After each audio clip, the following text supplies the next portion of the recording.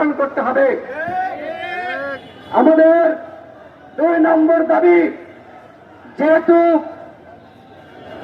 স্বরাষ্ট্র উপদেষ্টা তিনি দায়িত্ব পালন করতে পারছেন না, যেহেতু তিনি ব্যর্থ, যেহেতু তিনি নির্লজ্জ, যেহেতু তিনি বেহায়া, সুতরাং এইরকম বেহায়া স্বরাষ্ট্র উপদেষ্টা আমরা দেখতে চাই না। তিনি পুরোপুরি ব্যর্থ। সুতরাং গতকালকের ঘটনার দায় নিয়ে স্বরাষ্ট্র উপদেষ্টাকে পদত্যাগ করতে হবে। এইটা আমাদের 2 নম্বর দাবি।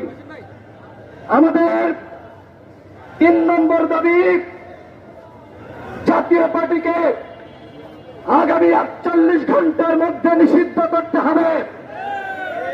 যেমনি ভাবে আওয়ামী লীগকে নিষিদ্ধ করা হয়েছে, ঠিক একইভাবে এই জাতীয় পার্টি সহ স্বৈরাচারের দোষর তাদেরকে নিষিদ্ধ করতে হবে।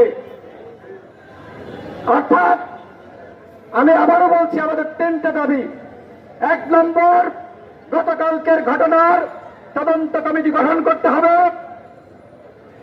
এবং দায় নিয়ে স্বরাষ্ট্র উপদেষ্টার পদত্যাগ করতে হবে। 48 ঘন্টার মধ্যে জাতীয় পার্টিকে নিষিদ্ধ করতে হবে। সংগ্রামী সাথী বন্ধুগণ, আমরা একটু আগে দেখলাম অন্তর্বর্তীকালীন সরকারের প্রেস সচিব তিনি নুরুল হক নূরের উপর যে হামলা হয়েছে, সেই হামলার প্রতিবাদ জানিয়ে সরকারের পক্ষ থেকে সাংবাদিক সম্মেলন করেছেন। আমরা সরকারকে ধন্যবাদ জানাই।